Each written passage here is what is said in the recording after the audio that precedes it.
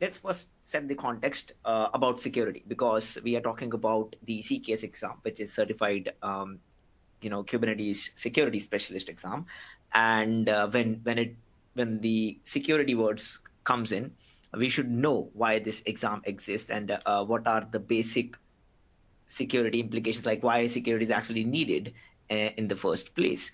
So what we'll do is we'll start with the first thing, the most famous. You might have seen it at multiple places. The most famous 4 C's of cloud native. So the first level is the cloud and the co-located data center that you are having. Then is the cluster level, then is the container level, and then is the code level. So these are the 4 C's where your applications are getting deployed. In the cloud native era, what is happening is the complexities are increasing, the number of tools that we use are increasing, the number of breaking down of apps into multiple microservices are increasing, and that's where the attack surfaces are increasing. So for example, let's take the first layer, which is the cloud. So at first you need an infrastructure to run everything. So you'll be running either in your own data center or your own home Raspberry Pis or in any of the clouds. That itself is prone to attacks, because that's a first attack surface. When you're using clouds, there are certain standards which are set by the clouds, that they usually document that, the data center security aspects, DDoS protection, and all those scenarios. If you are doing it, then you are responsible for that. Some of the gotchas, the operating system that you'll be running on should be pretty neat. Then limiting the control plane access, so you have to work on that. Exposing nodes to the internet, make sure you don't do that. So right now, if you actually visit a website called Shodan, you will be able to see how many etcd clusters are actually exposed to the outside world. You'll be surprised with that. You will be able to see, different cloud vendors, data centers, endpoints which are publicly available. That's the critical data. Like if anybody gets access to the etcd, they just can do anything. Then comes now when you have the security, now it's always like security first approach, I would say, because we live in a fancy world of people call it platform engineering or DevSecOps or DevOps, whatever you want to call it. But let's treat this one as DevSecOps for now. So you're living in a world where you have to have the shift left kind of approach, security first approach, thinking of security from the scratch, from the beginning, from the base layers, from the down to the up. After this, you have cluster. So if you are running Kubernetes, on that, Kubernetes itself is a huge piece of software which is there. Like it itself has so many running components as control plane and worker components which are there. So at the base level, you definitely should be using AAAs, which is authentication, authorization, and admission. So admission controllers, authorization, making sure you have right RBAC set, and all those things in place with respect to your security. Next is the CIS scan, which is the official NSA hardening guides and all that stuff. So you should be having that CIS benchmark scans done on a regular basis on your cluster to see that you adhere to the CIS standards. Now there are very good operating systems like Talos, which have inbuilt CIS, which is there. So like plan to use that. You have Kubescape that you can use. So many tooling is also out there. Then you have network policies. So that's very critical to the CKS exam as well. So what traffic within the cluster as well, which pod should be able to communicate with which pod, which namespace pod should be able to communicate with which namespace, other namespaces pod. You can actually tweak those using the network policies. Pod security, like it's a pod security policy got deprecated and removed in 1.26. So pod admission is something which is new, that is in alpha right now, but I'm pretty sure very soon it should be added to the curriculum, pod security admission. Then you have policies. So as I said, you have many moving pieces, many vulnerabilities. That is where the tools to write the policies to enforce them on the cluster so that you don't do anything bad. For example, don't pull images from XYZ registry, only pull images from this registry, only use certain set of labels. You have to use mandatory set of resource constraints, security context, or request and resources in your deployments, replicas, whatever you are defining. So there are various tools: OPA Gatekeeper, Caverno, JS Policy, Cube Warden. Any of them you can use. These are the most popular ones. TLS everything, secrets and encryption. Make sure you use that. Make sure you don't use plain Kubernetes secrets because they're not as secret as they sound. So external third-party tooling like HashiCorp Vault, and then you should be using that. So it's pretty cool and pretty fancy as well. Next comes the container layer, definitely. So at container level, you should be use signed images, container signing, Dockerfile best practices, no privileged user. Then coming on to the code level, obviously you should be having a static and code analysis tooling, dynamic code analysis tooling, TLS and MTLS between the services when you're using service mesh. Limiting the port ranges, very important. Don't expose unnecessary ports. Dependency scanning, SBOM. You might be aware of the supply chain security stuff. I actually have a talk on supply chain security that I gave. It's on my YouTube channel, on Cube Simplifies YouTube channel, because I rebranded that. So you can go and check out the supply chain security talk if you are also interested in the SBOM stuff, how that works, what it is, why the hype is. Coming back, the attack tooling. So there are, time and again, there are different set of prominent attacks which are there, and most of the toolings available, they do remediations to prevent those attacks. So make sure you keep those in mind whenever you're seeing a wider set of attacks which is there.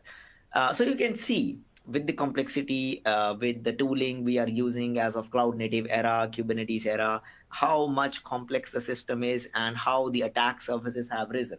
And that is the reason you can see there are so many tools in the CNCF landscape itself. So you can see that you have so many tools, including Falco, which was developed by Sysdig.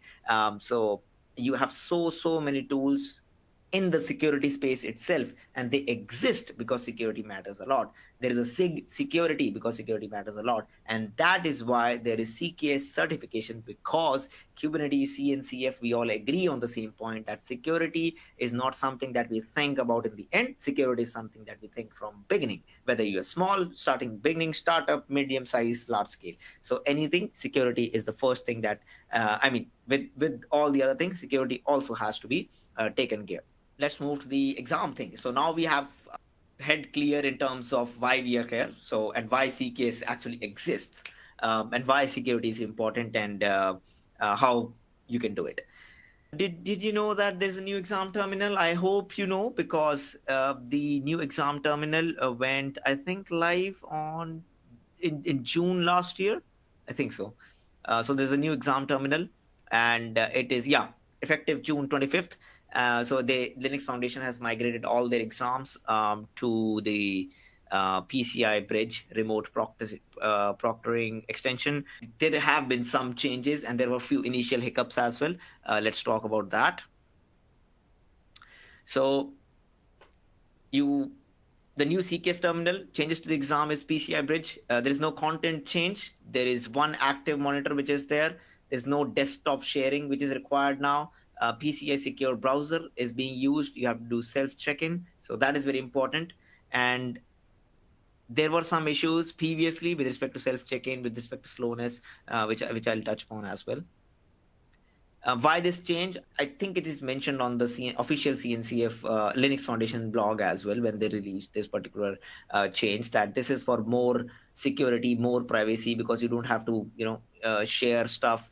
It is same for all candidates, same kind of environment, because it is the PCI browser and not what you are doing. So it's not dependent on your hardware, it's dependent on the browser.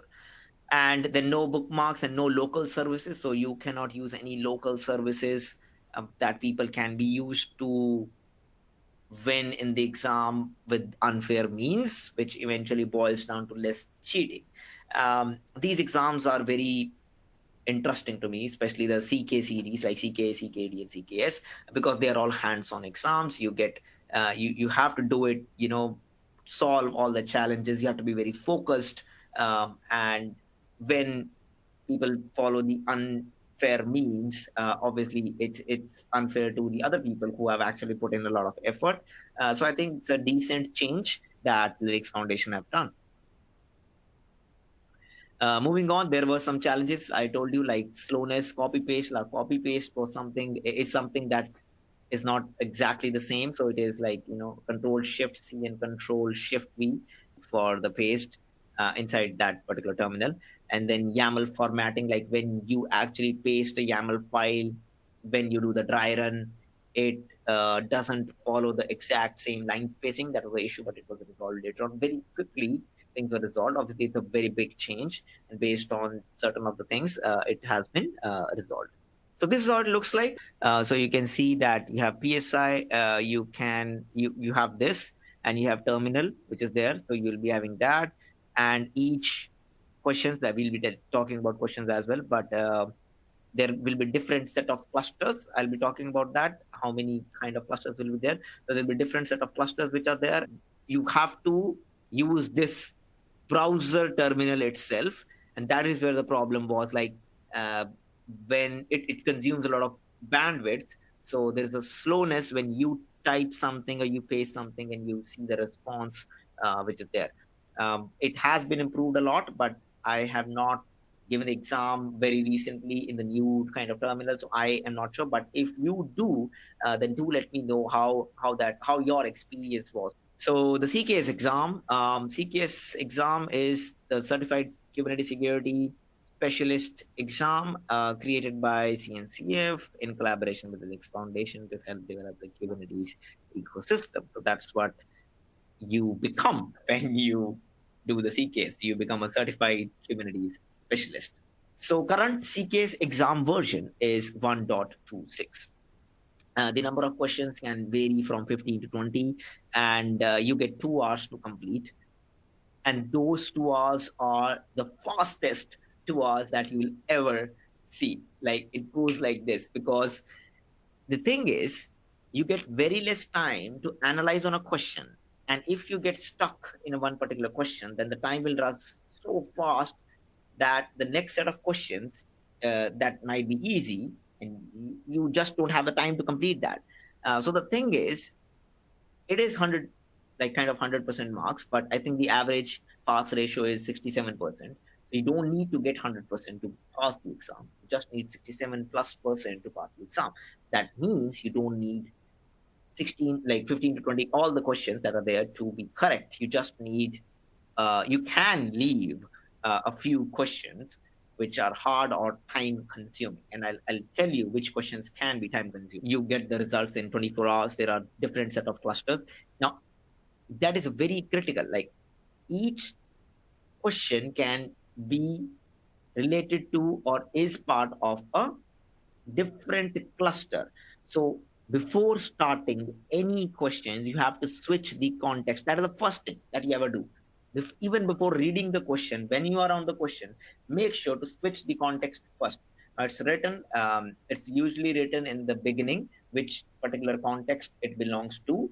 So what you immediately do is, just when you see the question, you first switch the context so that you are in the right context, right cluster, and doing the things in the right cluster. Because if you are not, then probably things won't work out as asked in the question than as you are doing. So that is very critical. So switch the context before every question. That is mandatory, absolute mandatory. CKS exam outline. Always remember one thing. No matter which book you follow, no matter which course you follow, no matter what you follow, you always have to keep an eye on the CKS exam curriculum repository.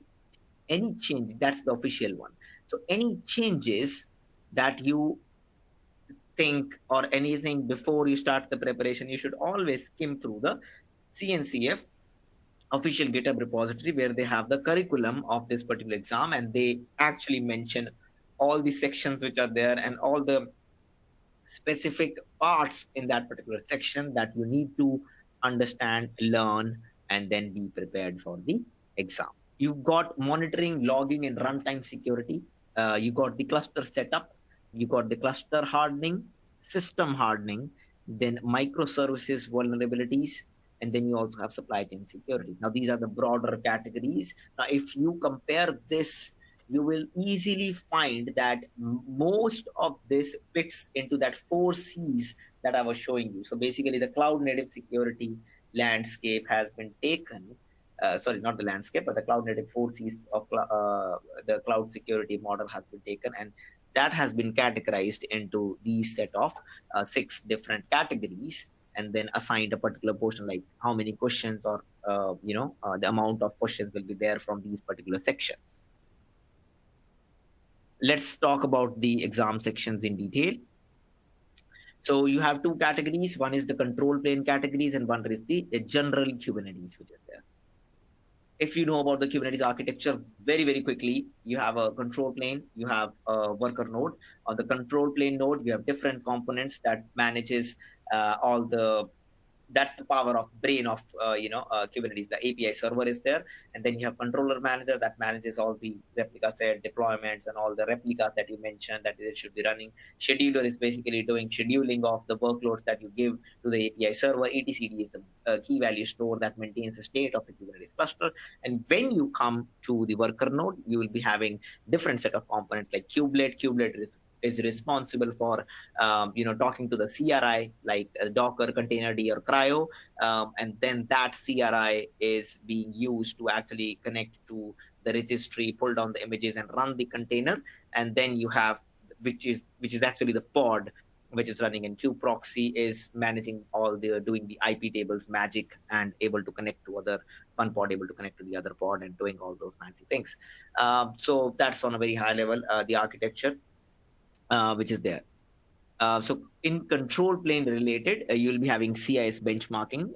So CIS benchmarking is pretty important. There are standard tooling for that. I think in exam, you don't need to worry about installing the tools. You just need to know how to do the scans.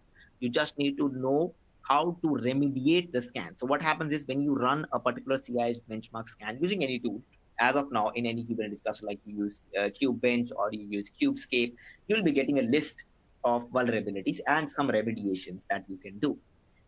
Now, you should be knowing how to actually remediate that, because that is something which is critical, not setting up of the tools, because they also know that you cannot remember those fancy commands of setting up the tools. Then you have the not pod security policy that is out of context, because Kubernetes 1.26, this question will not come. I think it was there till 1.25, even after being deprecated.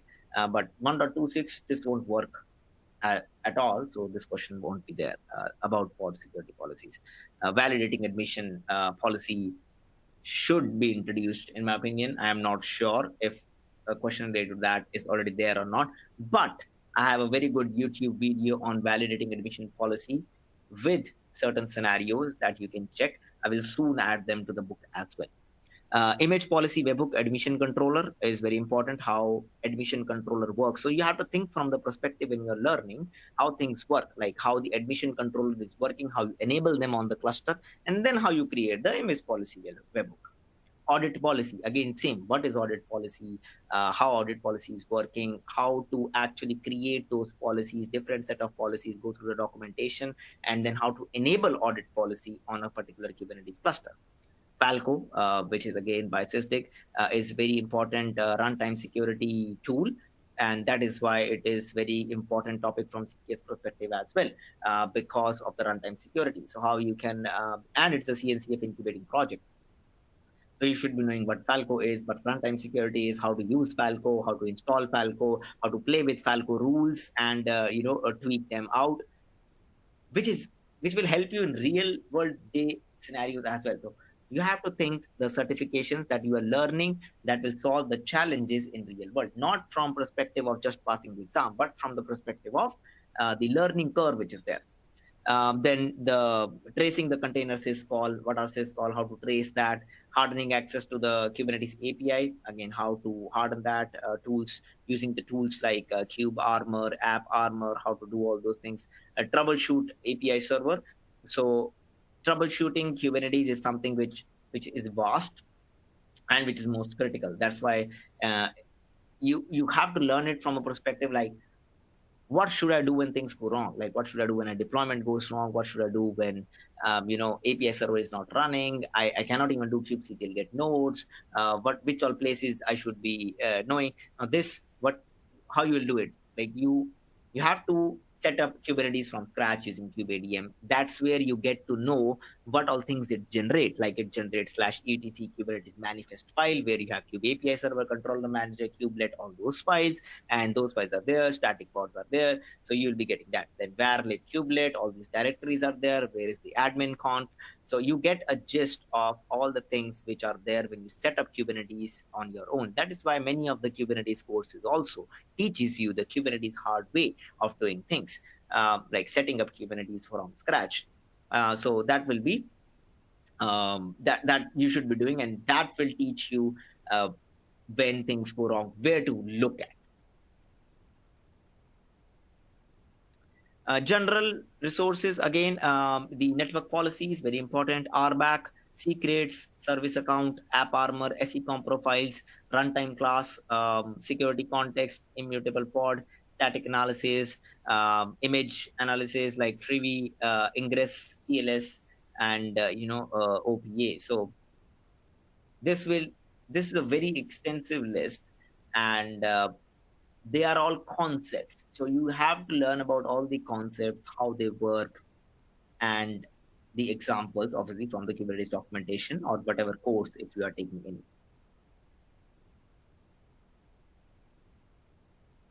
Moving on to the exam tips. So again, timing is very important. What is the first and most important thing that you have to make yourself comfortable is get the base skeleton of your YAML. Now, that is something you have to be very comfortable with. So there is a flag called --dry run equal to client and -o YAML, which gives you a YAML, a base skeleton of YAML. And you can get base skeleton of your pods, of deployment, and it will give you the skeleton for that.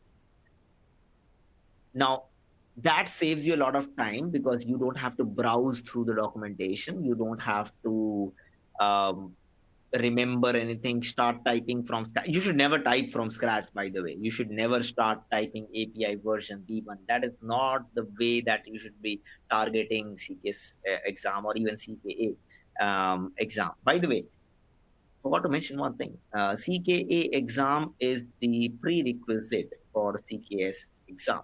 So that is something you should remember. Take a backup of your file before making changes. There is a very important, not one, but there are a couple of scenarios where you make a change to a very critical file that is important to run the cluster. And if you miss something and if you break something, the cluster won't respond or the API server pod won't come up and you might panic. And you might have, you might have that particular scenario where you thought, like, if I would get the first kind of YAML file which was given to me, I would have done it again, but you have screwed everything up. So always take CP backup of the file, and then you make the change to the file. That way it's very easy to switch back. Careful with the YAML indentation. Don't waste a lot of time in that. So that's why I was saying the indentation was a problem earlier, but now it is not. But still, you should be very easy to have these indentation, like practice. You should practice a lot with the dry run command. You should be able to do things with the imperative way of doing things. I will show you in the demo section a couple of commands that you should be using. Know your security tools like Falco, Trivi, Kubebench. I think the docs for this are still accessible, but I need to recheck again. The best source of information is always the Git repository of CNCF and the Linux Foundation exam website that tells you in the FAQ section what all things are allowed, which all documentation is allowed, which all documentation is not allowed. Then you should be knowing about setup, how to set up again using kubeadm and all that stuff, how to upgrade using kubeadm and all that stuff, troubleshooting the cluster when things go wrong, tracing, and for network policy is a bit tricky and people usually find it hard to understand. So there is a very good tool called editor.celium.io. It's a visual tool that will give you a very good sense of how network policy is actually working. So it changes colors and it's dynamic. It will let you know this traffic is flowing from this spot to this spot. When you create this network policy, traffic stops flowing from this spot to this spot. So that is very interesting. And more you see visually, more you'll be able to understand things. Locally, you can have a kind cluster, which is completely fine, and you can also have a local K3s cluster. In cloud, you can have managed Kubernetes like Civo, which is fine, or you can have GKE or any other cluster which you want to use. Obviously, I work for Civo, so I use Civo, and I do all my scenarios over there, and which is fine. But some of the scenarios you have to practice in a way that you will be doing because you need /etc/Kubernetes/manage, like access to the control plane node, basically. So for that, you need to have those set of nodes, and I'll show you where to get them as well. Moving on, again, practice is something you have to do. So whenever you buy the exam, you get, I think, killer shell 2 sessions. There must do sessions, both the sessions, and make sure to get 90% plus in the exam, especially in the second one. Then there is a website called Code Cloud. It has mock exams. So if you purchase Code Cloud course, it is a very good course as well. Mumshad is a good friend, so you can take that course. It's good. And then you have your A Cloud Guru mock exam. So A Cloud Guru has their own CKS. I haven't taken that course, but I've heard many people have taken that as well. So I put that in the resources. You can create your own clusters, labs, play with K8s, and you can also use Killer Coda, Playground, which is there, which is by Kim. CKS Scenarios book. So how my book helps is my book doesn't teach you the concepts. My book is all about scenarios. So all about creating your own scenario and then solving it. So it's not only like you have to do this and then the solution. So basically it's creating your own scenario and then solving it. And that is why people have liked it, because when you create your own scenario and then solve it, it becomes easy and you get that in your head better. Coming to Falco quickly, let's from here, what we are trying to do is we are trying to go through a challenge. Like we are going through the journey of one scenario. Okay, so we are going through a journey of one scenario. So I told you about Falco. So now you are learning about Falco, and then you'll be solving about Falco. So let's learn about Falco first. So Falco is a CNCF incubating project. It got created in 2016, got donated to CNCF. Now it's, as of today, also it's the CNCF incubating project. It is a cloud native runtime security project, and kind of is the de facto Kubernetes threat detection engine. So when you see the cloud native landscape, you have two things. You have prevention system and you have detection system. Prevention comes in different sense, like changing the behavior of the process, and you have tools like SEComp, App Armor in that particular category. Detection is the monitoring the process when you create something, when your application is running and it is doing those syscalls. So that is where you are processing those requests and getting alerts on top of that, like auditing, audit the Falco and all those things. So how simply Falco works is you have applications and you have your kernel. So your application is sending syscalls to the kernel, and in between Falco is tracing those syscalls. So Falco is parsing those system calls. It is checking those system calls against a YAML file set of predefined rules, which are very fancy, and then giving you alerts if any rule is violated. Let's look the architecture in a deep dive manner. So in your Linux operating system, you have something called user space and something called kernel space. In the user space, your operating system, Kubernetes application, all those things will live. And in the kernel space, you'll be having drivers and kernels and Falco. Falco will be living in the kernel space. So how this system works is your application sends the request to Kubernetes. Your Kubernetes request goes into the operating system. Your operating system sends that request to the kernel, because every syscall has to go to the kernel. Now, when it is going to the kernel, it will either use ring buffer or eBPF probe based on the kernel versions. I think eBPF probe is becoming the de facto standard. So you will be having that eBPF probe driver also installed by Falco, which is there. And then so the syscall comes, the Falco tracks it by the BPF probe. Next is it goes to the engine. You have this lib INSP and lib scap, which is there, which are the plugins, the default ones. You can have your own plugins as well. And then it checks against the YAML file config rules, the set of standard rules which are there. And then you can also have Kubernetes events like audit logs and all these things. You can have different API cloud logs, plugins get attached to check in that particular engine. And it gives the output in the form of Prometheus, STD out, HTTP, gRPC. And even with the projects like Falco Sidekick, you can extend these outputs to different syncs like Slack, serverless, S3, low key, and all those things, so that you can have fancy views. That's how Falco works. I don't think it's that difficult to understand. So you should now you got a gist of Falco. Now you know how Falco works. Now we'll see in action how Falco works. So this is a plain Ubuntu kind of playground from Terracotta, which doesn't have anything as of now.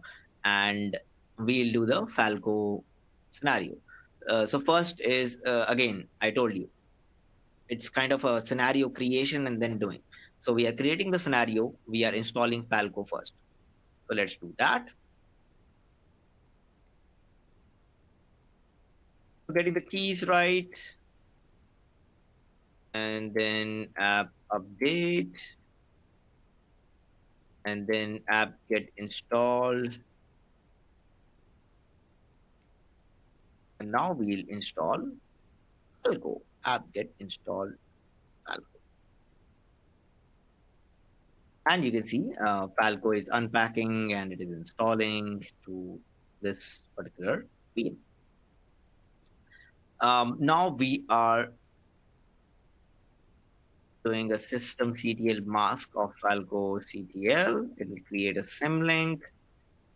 We are loading the BPF driver and then starting the service. So let's start that. Here the screen. And this is where the syslog, I'll show you how syslog comes as well. So you can see Falco is running. So it's been initialized and it's running. Now when we install Falco, so we can go to the repository called cd/etc Falco. And if I do ls, you will be seeing there are something which is called local rules, audit rules, Falco rules, and falco.yaml. If I do cat or falco.yaml, you can see syslog. Let me show you that big file. So you can see somewhere syslog true. Yeah. So syslog is true. That is why it is giving the output to syslog. And you can do different set over here, like how frequently it should be checking the burst, the maximum, threads, the CPUs, and all those things. File output as well. Syslog output. Yeah, this one I was talking about. Syslog output is enabled true. You can have file output as well. Then std out output. So all these things are there, and you can enable, disable some stuff. Like gRPC output is disabled by default. Next is the Falco rules. Most important one, very, very huge file. And there are a lot of standard predefined rules which are there that it checks against. So you can, read about some of them, but I'll tell you kind of how we can see it in action.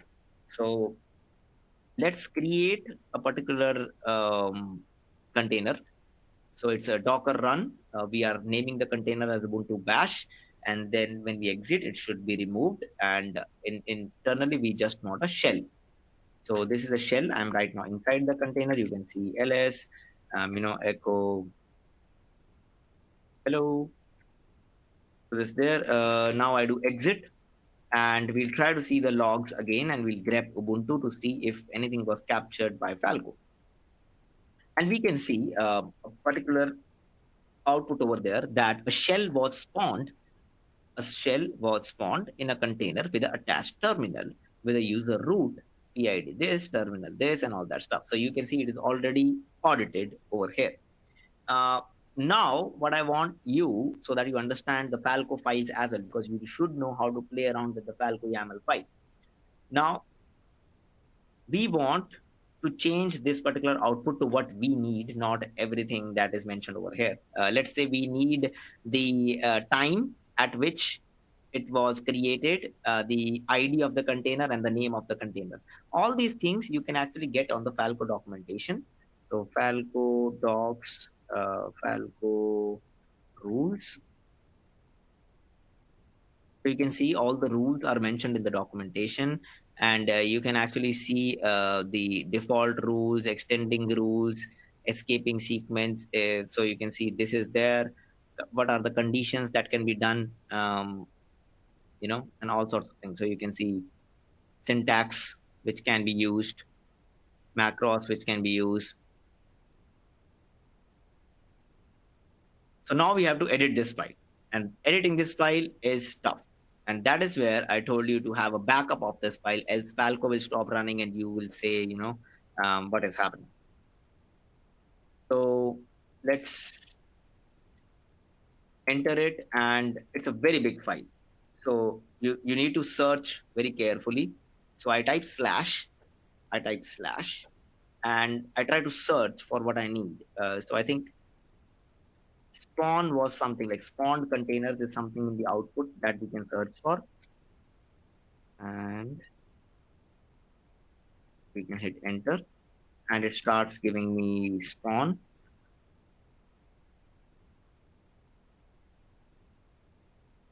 And I can try to see if I get it or if I don't get it. Actually, again, it's a very huge file, so there should be something with respect to the terminal which is there. I know what it is, so I've taken a screenshot. So it is this terminal shell. So rule terminal shell in a container. So we can search for that. Yeah. So you can see a terminal shell in a container. So this is what we were getting. So a shell was spawned in the container and all that stuff. So we come here, we delete this output, and we add this.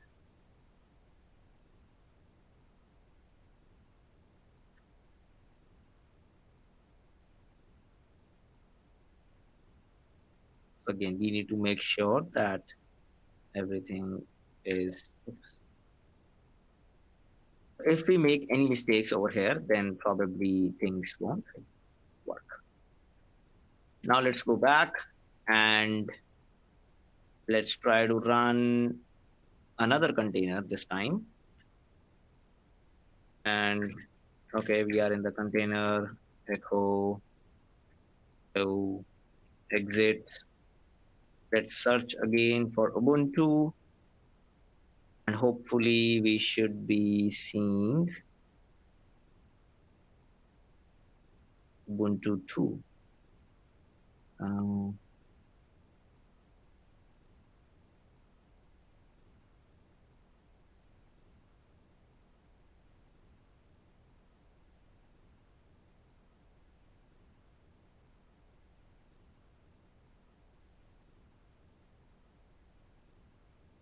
Shell was spawned. Yeah, I think. Okay, let me do that again.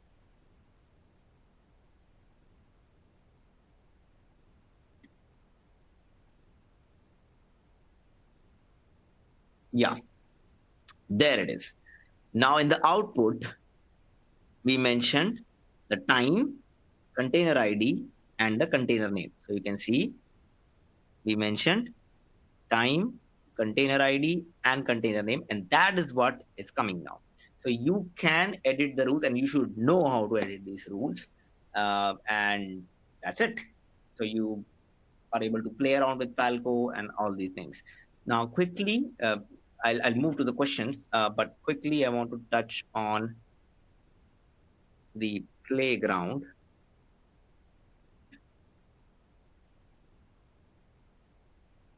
and show you one thing, just the dry run stuff that I was talking about, how handy it is. And then we'll move to the question. So, kubectl, so it's kubectl get nodes. You have it, kubectl run nginx hyphen hyphen image equal to nginx, and then hyphen hyphen dry hyphen run find hyphen yam. That's an easy way of getting a pod. And if there is a scenario where you want to add another container and all those things, you can do that.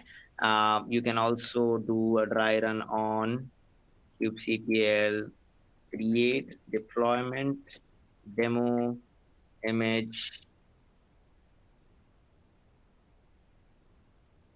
equal to nginx, and that gives you a deployment spec.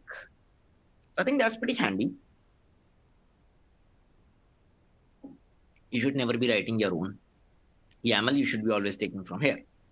So I hope you have some gist of what the CKS exam is about, what the pressure is about, the scenarios and the questions. They can be lengthy. Yeah, I was telling that I will be telling you a couple of scenarios where that can take a lot of time.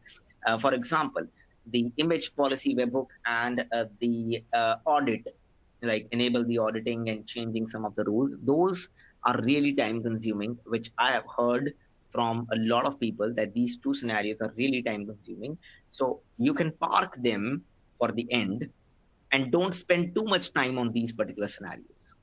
So I think these are something, that you should be focusing on, like not making wasting enough time on one scenario and then you get an easy question in the end, but you don't have the time to do that question, which can make a lot of difference. Because like I told you before, you don't need 100% in the exam. You just need 67 to 70%. I'm not saying that you should not get 100%, but from exam perspective, from learning perspective, learn as much as you can, because you will be using that in the in your day-to-day scenarios. Like, don't learn for the sake of passing the exam. Learn for the sake of learning. That's what I always say when we talk about certifications. Because there are many people who don't even have certifications, but they're still, they're still the experts. But if you take these certifications, you have to make sure that you reach a certain standard, that if anybody is interviewing you and they see you are CKS certified, they have that respect. Okay, you must have gone through a learning journey and you must know all these things. Now, when the must comes in, you should be prepared enough to know all the concepts and explain all the concepts and tell, I know this, I know that, in a very good way. So I think that is very critical. The learning journey is very, very critical when it comes to CKS certification exam. It's hard, but the learning journey is fantastic. You get to learn a lot, you get to practice a lot, and you get one free attempt as well. So when you take the certification, you get one free attempt as well if you fail the first time. Thank you all.